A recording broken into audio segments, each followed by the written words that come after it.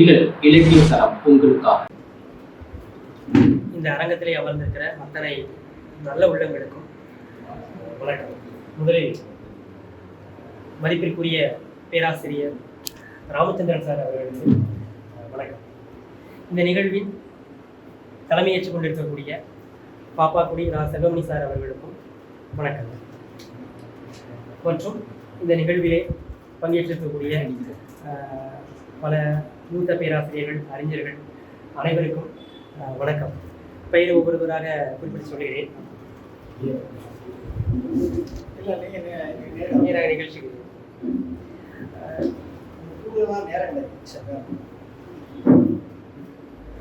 முதலில் இந்த கண்ணன் புலமி சார் அவர்களுடைய ஒளியின் இன்னொரு வானம் கவிதை தொகுப்பை வெளியிட்டிருக்கக்கூடிய கலை பதிப்பகத்திற்கு வாழ்த்துக்கள். பாப்பாக்குடி செல்வமணி அவர்களுடைய பணி சிறந்தது. இப்படி ஒரு கவிதை தொகுப்பை, இப்படி ஒரு கவிஞரை அடையாளப்படுத்தி இருப்பதனால் அவர்களுக்கு தனித்த முறையில் என்னுடைய பாராட்டுகளை தெரிவித்துள்ளேன்.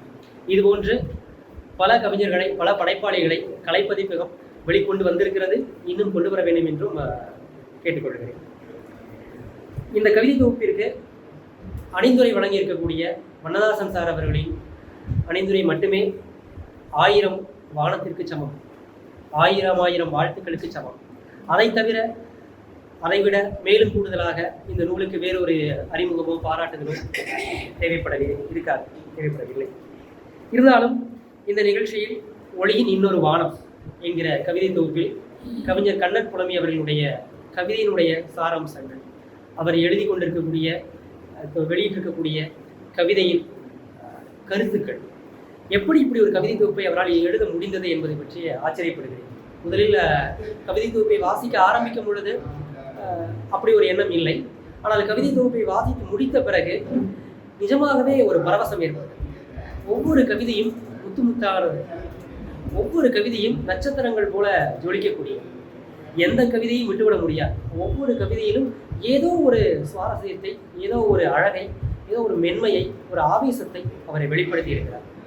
சில கவிதைகளில் மென்மை இருக்கிறது, இன்னும் சில கவிதைகளில் ஆவேசம் இருக்கிறது, இன்னும் சில கவிதைகளில் ஒரு நதி போல சென்று கொண்டிருக்கிறது, அடுத்த ஒரு கவிதையில் காட்டாற்று வெள்ளம் போல வருகிறது. சில கவிதைகளில் குறும்புகள் இருக்கிறது, இன்னும் சில கவிதைகளில் தத்துவ ஞானி போல இருக்கு.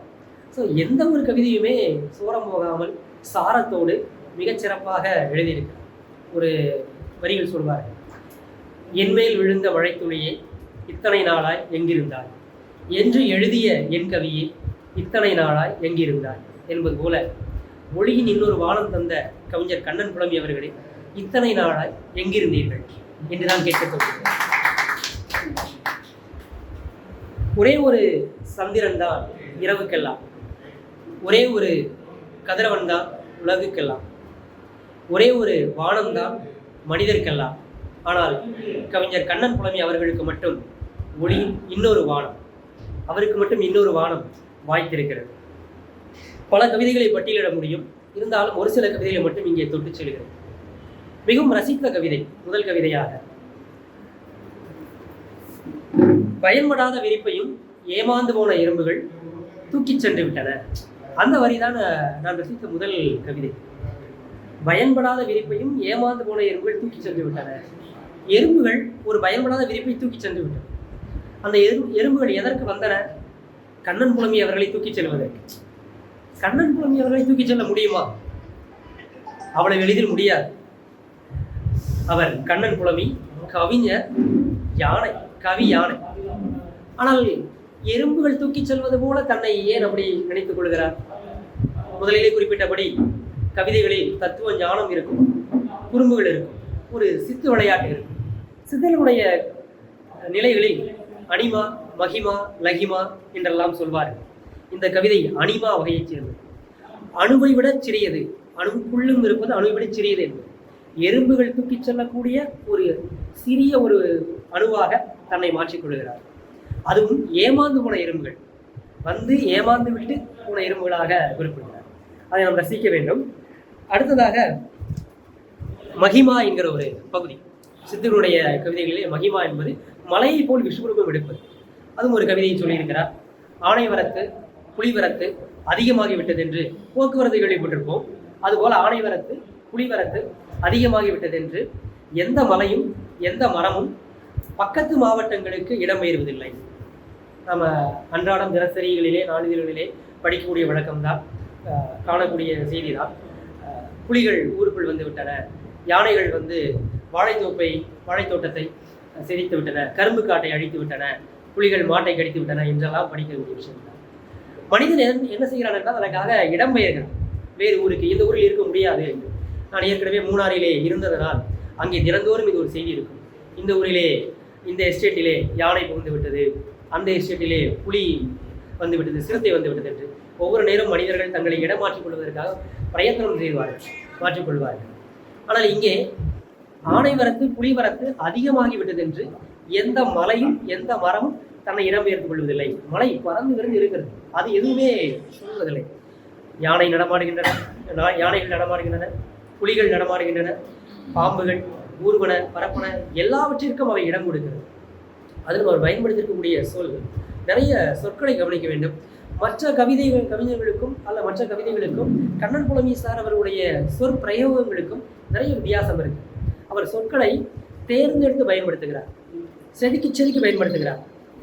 இந்த சொற்கள் வேண்டாம், இந்த சொற்கள் போதுமானது, இவ்வளவு போதுமானது என்பது மிகச் சரியாக செதுக்கி எடுப்பது போல, ஒரு சிலையை செய்வது போல, தேவையில்லாதவற்றெல்லாம் எடுப்பது போல சொற்களை பயன்படுத்துகிறார். பக்கத்து ஊர்களுக்கு இடம்பெயர்வதில்லை, பக்கத்து மாவட்டங்களுக்கு இடம்பெறுகிறது என்று அவர் எழுதியிருக்கிறார். பொதுவாக வேறு வேலை விஷயமாகவோ அல்லது வேறு இடங்களுக்கோ வேறு ஊர்களுக்கு செல்வோம். இங்கே மலை பக்கத்து மாவட்டத்திற்கு செல்வதில்லை என்று அவரை குறிப்பிடுகிறார். அது மலையை போல் விஷுபுரம் எடுக்கக்கூடிய மகிமா. அடுத்ததாக லகிமா என்று சொல்லக்கூடிய சித்தருடைய ஒரு நிலை, காற்றை விட லேசாகக்கூடிய ஒரு நிலைதான் லகிமா. உடையாத ஒரு பலூனை தேடி விடாது தேடிக்கொண்டிருக்கிறேன். நான் இறக்கும் வரை, நான் இறந்த பிறகும் என்று முடிக்கிறேன். நான் இறந்த பிறகு உடையாத ஒரு பலூனை தேடி. உடையாத ஒரு பலூன் என்றால் பலூனுக்குள்ளே காற்று இருக்கிறது, காற்று நிரம்பி இருக்கக்கூடிய ஒரு பலூன், அது பறந்து கொண்டே இருக்கிறது. அது பறந்து செல்லக்கூடிய இடங்களெல்லாம் இவரும் பறந்து கொண்டிருக்கிறார். காற்றை போல் லேசான ஞானிகளால் சித்தர்களால் பறக்க முடியும், இவரும் பறந்து கொண்டிருக்கிறார். நான் இறந்த பிறகு எப்போது பறக்க முடியும்? நான் இறந்த பிறகு, உயிர் பிரிந்த பிறகு அல்ல, ஆன்மாவாக அல்ல. நான் என்கிற அகம்பாவம், ஆணவம், அதிகாரம் எல்லாம் இழந்த பிறகுதான் சித்த நிலை ஏற்படும். அதுதான் அவர் அந்த கவிதையை தன்னை லகிமாவாக மாற்றப்படுகிறார். இப்படி ஒவ்வொரு சித்து நிலைக்கும் ஒவ்வொரு கவிதையை நாம் சொல்ல முடியும். அடுத்தடுத்த கவிதைகளில் நாம் பார்க்கலாம். தாராளமாய் பெய்கிறது முத்த மழை, ஆசை குடை கொண்டு அதை முடக்குவானேன். இந்த கவிதை ஒரு முரண்பாடான கவிதை. இந்த கவிதை படித்து முடித்து விட்ட பிறகு, வாசித்த பிறகு அங்கேயே நிற்க வேண்டியிருக்கிறது, நம்ம யோசிக்க வைத்திருக்கிறார். தாராளமாக பெய்கிறது முத்த மழை, அவர் பயன்படுத்தக்கூடிய வார்த்தைகளை நாம் பார்க்க வேண்டும். வழக்கமாக இந்த வார்த்தைகள் வந்தால் அடுத்து இந்த வார்த்தைகள் தான், இந்த சொற்கள் தான் வரும் என்று ஒரு ஃப்ரேஸ் உண்டு. முத்த மழை அல்லது மழை பொழிகிறது, தாராளமாக பொழிகிறது முத்த மழை. ஆனால் இவர் எழுதியிருப்பது தாராளமாக பெய்கிறது முத்த மழை. அடுத்தது ஆசை குடை கொண்டு அதை முடக்குவானேன். அது ஒரு முரண்பாடான விஷயம். மழை பிடித்திருந்தால் அல்லது முத்த மழை பிடித்திருந்தால் அதை வரவேற்போம். குடை கொண்டு அதை முடக்குவானேன், வேண்டாம், முத்த மழை வேண்டாம் என்பது. அப்போ இங்கே இருக்கக்கூடிய வார்த்தை கோப குடை கொண்டு அதை முடக்குவானேன் என்று இருந்திருக்கலாம், அல்லது வெறுப்பு குடையை பயன்படுத்தி இருக்கலாம். ஆனால் இவர் பயன்படுத்தியிருப்பது ஆசை குடை. முத்த மழை அது வேண்டாம், ஆனால் ஆசை குடையை பயன்படுத்தி இருக்கிறாரே. அங்கே நாம் இன்று பல நேரம் யோசிக்க வேண்டியிருக்கிறது, என்ன சொல்ல வருவார் என்று.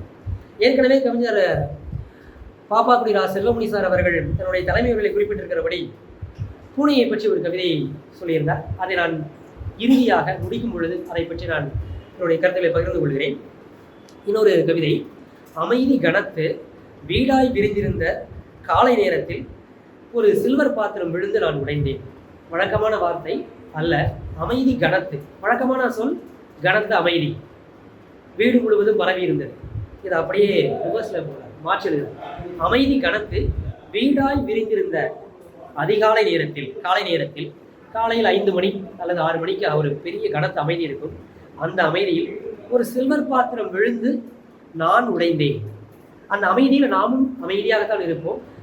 நான் உடைந்தேன். அந்த அமைதி அவர் உடைகிறது என்பது எல்லாருக்கும் தெரிஞ்சிருக்கக்கூடிய அல்லது அனுபவித்திருக்கக்கூடிய ஒரு அமைதி. அந்த அமைதி உடைகிறது. இவருடைய கவிதைகளில் அடிக்கடி அதிகமாக பயன்படுத்தக்கூடிய வார்த்தைகள் என்பது உடைதல். அவர் உடைந்து தான் இந்த கவிதை எழுதியிருக்கிறார். நிறைய கவிதைகளில் வலு உடைகிறது, அதன் பிறகு பனிக்கூடம் உடைகிறது, கன்னி கூடம் உடைகிறது, வியர்வை கூடம் உடைகிறது, அவர் உடைகிறார் என்று நிறைய இடங்களில் உடைந்து கவிதைகள் எழுதியிருக்கிறார். பனிக்கூடம் உடைந்து சிசு பிறக்கும். அவர் சில இடங்களில் குறிப்பிட்டிருப்பார், கனவில் பனிக்கூடம் உடைந்தது மலடிக்கு. சில நேரங்களில் அது பெண் அறிஞர்கள் ஏற்றுக்கொள்வார்களா என்பதில் அந்த சொல் மலடி என்கிற சொல் இன்று வழக்கில் இல்லை. இருந்தாலும் அவர் கவிதையை வழக்கமான பழைய பழஞ்சொல் என்பதால் பயன்படுத்தியிருக்கிறார். 2 இடங்களில் அந்த சொல் வருகிறது. பனிக்கூடம் உடைவது எல்லோருக்கும் தெரியும். அதை விட ஒரு அதிர்ச்சியாக இன்னொரு கவிதையிலே குறிப்பிட்டிருக்கிறார், கன்னி குடம் உடைத்து என்னை குளிப்பாட்ட வந்தால் என் பேத்தி தன் கன்னி குடம். முதல் முறையாக அப்படி ஒரு வார்த்தையை நான் கேள்விப்படுகிறேன். பூ பெய்துகிற தருணம். ஒரு பெண் 13 வயதில் பூ பெய்துகிற தருணம் கேள்விப்பட்டிருப்போம் சாதாரணர்களுக்கு. ஆனால் அதை கன்னி குடம் உடைத்து என்னை குளிப்பாட்ட வந்தால் என் பேத்தி என்று சொல்லியிருப்பார். பனிக்குடம் உடைந்த அந்த நிகழ்ச்சியோ அல்லது கன்னிக்குடம் உடைந்த நிகழ்ச்சியோ ரத்தத்தோடு தொடர்புடையது. ஆண்களுக்கு கொஞ்சம் அதிர்ச்சியாகவோ அல்லது அசூயான ஒரு நிகழ்வு. நான் பார்த்திருக்கிறேன். ஒரு மருத்துவமனையில் அமர்ந்திருக்கிற ஒரு சிறிய மருத்துவமனை. அப்பொழுது ஒரு தந்தையும் ஒரு மகளும் ஆட்டோவிலிருந்து இறங்குகிறார்கள். தந்தை அந்த மகளை கை தாங்கி அழைத்து வருகிறார். மருத்துவமனைக்கு அப்படித்தான் வருவாங்க. ஏதோ ஒரு நோய் போல இருக்கு, என்ன உடம்பு சரியில்லையோ, காய்ச்சலோ என்று நான் பார்த்து கொண்டு இருக்கிறோம். அந்த பெண்ணுடைய பார்வையில் ஒரு பெரிய பதற்றம். மெதுவாக கைப்பிடித்து 2 படி ஏறி வராண்டாவுக்கு வருகிறார். எல்லாரையும் ஒரு மாதிரியாக பார்த்து கொண்டிருக்கிறார். நானும் என்ன ஆச்சு என்று பார்த்து கொண்டிருக்கிறோம். தொப்பென்று அவருடைய தொடைகளுக்கு நடுவில் இருந்து ஒரு குழந்தை வீழை எழுதுகிறது. அவர் நைட்டி அடித்திருக்கிறார். முதலில் இப்போ தெரியவில்லை. விழுந்த உடனே அங்கிருந்து நர்ஸ் எல்லாம் ஓடி வருகிறார்கள். அந்த குழந்தையை தூக்கி கொண்டு மகனையும் அழைத்து கொண்டு செல்கிறார்கள். அந்த இடத்தை சுத்தப்படுத்துகிறார்கள். அங்கே அமர்ந்திருக்கிறேன். அந்த இடம் முழுவதும் ரத்தம் சிதறியது. ஸோ அவர் நைட்டி அணிந்திருந்ததால் நமக்கு தெரியவில்லை. 2 தொடைகளுக்கு நடுவே குழந்தை பாதி வெளியே வந்து இருந்திருக்கிறது. அவர் அதை அப்படியே மெதுவாக குழந்தையை பத்திரமாக எடுத்து விட வேண்டும் என்று வந்திருக்கிறார். வர்ற வழியிலேயே பனிக்கூடம் உடைந்து சிசு பிறப்பதை கேள்விப்பட்டிருக்கிறோம், பார்த்திருக்க வாய்ப்புகள் இல்லை. இங்கே இவர் கன்னி குடம் உடைத்து தன் பேத்தி என்னை குளிப்பாட்ட வந்தார் என்று இது போன்ற அதிர்ச்சிகளை எல்லாம் அவர் தன்னுடைய கவிதைகளிலே பயன்படுத்தி இருக்கிறார்.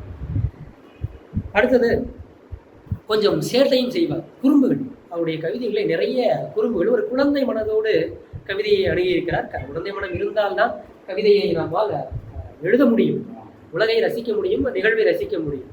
அந்த அடிப்படையில் ஒரு யானை வரைகிறார். காகிதத்தில் யானை வரைகிறார். யானை வரவில்லை, யானை வராது. நாம் வரைந்தால் யானை வராது, வேறு ஒரு உருவமாக மாறி நிற்கும். அவர் எழுதுகிறார், நான் காகிதத்தில் எழுத யானை வரவில்லை. ஏன் வரவில்லை? அந்த யானைக்கு கொஞ்சம் வால் நீளம்தான். சேட்டைக்கார யானை. நாம் சொல்வோம் சேட்டைக்கார பையன், அவனுக்கு வாய் கொஞ்சம் நீளம் அல்லது அவனுக்கு வால் கொஞ்சம் நீளம், சேட்டை பண்ண. இங்கே அவர் வரைகிற அந்த காகிதத்தில் யானை வந்து வரவில்லை, யானைக்கு வால் நீளம். உண்மையில யானைக்கு வால் குட்டையாக தான் இருக்கும். சார் வராதனால யானைக்கு வால் நீளம் என்று அதை கிண்டல் செய்கிறார். இன்னொரு கவிதையில் இமயமலையிடம் பனிக்கட்டியை கேட்கிறார், ஐஸ் கேட்கிறார். கொஞ்சோண்டு தாயே. அந்த கவிதையிலே அந்த வரி ரொம்ப அழகாக இருக்கு. நியாயமாக எழுத வேண்டியது கொஞ்சம் ஐஸ் தாயே என்றுதான் கேட்க வேண்டும். ஒரு குழந்தை மனதோடு கொஞ்சோண்டு ஐஸ் தாயே என்று அவர் கொஞ்சுவது போல அந்த வரியை பயன்படுத்தி இருக்கிறார். அடுத்ததாக மலமுருட்டி வண்டு மலை உருட்டுமோ என்று ஒரு கவிதையிலே வரி வருகிறது. மலமுருட்டி வண்டு கிட்டத்தட்ட 30 வருஷங்களுக்கு முன்பாக பார்த்த ஒரு நிகழ்வு. இன்று அதை பார்ப்பதற்கு வாய்ப்பு இல்லை. பொது கழிப்பிடங்களில் இல்லாத பொழுது திறந்தவெளி மைதானங்களிலே அல்லது பொது இடத்திலே கழிவறைகள் இருக்கிற அந்த இடத்திலே மலமுருட்டி வண்டை நாம் சிறு வயதிலே பார்த்திருக்க வாய்ப்பு இருக்கு. ஸோ அந்த மலமுருட்டி வண்டு மலை உருட்டுமோ என்று அந்த பழைய சொல்லை எல்லாம், பழைய நிகழ்வுகள் எல்லாம் அவர் ஞாபகப்படுத்துகிறார். இன்னொரு கவிதை ஒரு அற்புதமான கவிதை. ஒவ்வொரு கவிதையிலும் ஒரு ஜீவன் இருக்கு, ஒரு சந்தம், ஒரு தாள லயம், ஒரு வரிசையில் அமைந்திருக்கக்கூடிய ஒரு லாவகம். சீக்கிரமே வந்துவிடு மழை வந்துவிடும், சீக்கிரமே போய்விடு மழை வந்துவிடும், ஆனாலும் மழை வந்துவிட்டது. அப்படி சீக்கிரமே வந்துவிடு மழை. எல்லாரும் அடிக்கடி வைக்கக்கூடிய கோரிக்கை. நாம் அடிக்கடி கோரிக்கை வைப்போம், மழையை ஒரு 5 நிமிடம் பொறுத்து, ஒரு 10 நிமிடம் பொறுத்து, நான் வீடு சேர்ந்து விடுகிறேன் அல்லது அலுவலகம் சென்று சேர்ந்து விடுகிறேன், அதன் பிறகு நீ மழை போடு. இன்னொரு சொல்லுவாங்க, சீக்கிரமே போய்விடு மழை வந்துவிடும். சில பேர் சொல்லுவாங்க, சீக்கிரமா இருட்ட ஆரம்பிக்குது அல்லது மழை வர ஆரம்பிக்குது, மழை வர்றதுக்குள்ள வீட்டுக்கு போய் சேர்ந்துருக்கிறது. ஆனாலும் மழை வந்துவிடும். எந்த கோரிக்கையும் மழை கேட்பதில்லை, ஆனாலும் மழை வந்துவிடும், மழை வந்துவிடும். ஒரு அழகான தாள லயத்தில் அழகான அமைந்திருக்கக்கூடிய ஒரு கவிதை இந்த கவிதை. அடுத்ததாக மிகவும் ரசித்த கவிதை, பிடித்த கவிதை. எல்லா விளக்குகளையும் அணைத்த பிறகு எனக்கு மட்டும் துணையாக எரியும் இரவு விளக்கு. 2 பகுதி. எல்லா விளக்குகளையும் அணைத்த பிறகு எனக்கு மட்டும் துணையாக எரியும் இரவு விளக்கு. அம்மாவை போன்று அத்தனை வாஞ்சை, அத்தனை அமைதி. இந்த கவிதை என்ன சொல்கிறது? எல்லா விளக்குகளையும் அணைத்த பிறகு எனக்கு மட்டும் துணையாக எரியும் இரவு விளக்கு. எந்த இரவு விளக்கு அவருக்கு துணையாக எரியும் என்றால் மனைவி என்கிற இரவு விளக்கு. அந்த இரவு விளக்கு எரியும் பொழுதுதான் மனிதன் நிம்மதியாக, அமைதியாக, சந்தோஷமாக வாழ முடியும். எல்லா விளக்குகளையும் அணைத்த பிறகு. ஏனென்றால் அப்போ மற்ற விளக்குகள் அல்ல, எல்லா விளக்குகளும். அப்படி என்றால் இரவு விளக்கும் அணைந்து விட்டது. அப்போ அப்படி என்றால் இவர் குறிப்பிடுகிற இரவு விளக்கு என்றால் மனைவி. இரவு முழுதும் அந்த விளக்கு எரிய தொடங்குகிறது. இன்பமாக, மகிழ்ச்சியாக, நிம்மதியாக, சந்தோஷமாக. அந்த தாய்க்கு பின் தாரம் தானே, தாய்க்கு பின் தாரம். அந்த இரவு விளக்கு எரிவதனால் என்ன கிடைக்கிறது? அம்மாவை போன்று அத்தனை வாஞ்சை, அத்தனை அமைதி. அந்த இரவு விளக்கு என்று அவர் குறிப்பிடுகிறது மனைவியை பற்றி குறிப்பிடுகிறார். ஊடகமாக, மறைமுகமாக குறிப்பிட்டிருக்கிறார். கவிஞர் பாப்பாக்குடி ரா செல்வமணி சார் அவர்கள் குறிப்பிட்டிருக்கக்கூடிய பூனையை பற்றிய கவிதை. பூமி சுற்றும் சத்தம் கேட்காத செவிகளுக்கு பூனையின் காலடி சத்தம் கேட்கவா போகிறது? பூனையின் மேற்பார்வையில் தான் பூமியே சுற்றுகிறது என்பதும் அவர்களுக்கு தெரியவா போகிறது? கவிதைக்கு விளக்கம் சொல்வது கடினம். அந்த கவிஞர் எதை நினைத்து எழுதினார் என்பது அவருக்கு மட்டுமே தெரியும். இதைத்தான் ஒவ்வொரு வாசகனும் அவரவர் அனுபவத்தில் நாம் புரிந்து கொள்ள முடியும். அந்த அடிப்படையில் இதுவும் நாம் 2 பகுதியாக பார்க்க வேண்டும். முதலில் அவர் குறிப்பிட்டிருக்கிறபடி முதல் பகுதி ஓகே, பூமி சுற்றும் சத்தம் கேட்காத செவிகளுக்கு பூனையின் காலடி சத்தம் கேட்கவா போகிறது. அடுத்தது, பூனையின் மேற்பார்வையில் தான் பூமி சுற்றுகிறது என்பதும் அவர்களுக்கு தெரியவா போகிறது. பூமி சுற்றக்கூடிய சத்தம் நமக்கு கேட்கிறதா? இல்லை. ஆனால் இந்த சத்தம் இருந்து கொண்டிருக்கிறது. அது ஏதோ ஒரு சத்தம் இருக்கிறது. எப்பொழுது அந்த சத்தத்தை கேட்க முடியும்? ஏற்கனவே நான் குறிப்பிட்டிருக்கிறபடி அவருடைய கவிதைகளிலே தத்துவ ஞானம் இருக்கும். அவர் ஒரு சித்தர் நிலையிலிருந்து கவிதை எழுதுகிறார். சித்தர் நிலையில் இருந்தால் பூமி சுற்றும் சத்தத்தை நம்மால் கேட்க முடியும். இல்லை, இன்னும் கவிதை விளக்கம் இருக்கிறது. ஓம் என்கிற சத்தம் ஒன்று கேட்கும் என்று ஒவ்வொருத்தரும் ஒவ்வொரு சத்தம் சொல்வார்கள். அதில் பூமியை சுற்றும் பொழுது ஒரு ஹம் என்கிறத ஓம் என்கிற சத்தம் கேட்கும் என்று ஒவ்வொருத்தரும் சொல்கிறார்கள். பூனையின் காலடி சத்தம் கேட்கவா முடியும்? பூனையின் காலடி சத்தத்தை சொல்லும் பொழுது சொல்வார்கள், பூனை போல பதுங்கி பதுங்கி வந்தான்.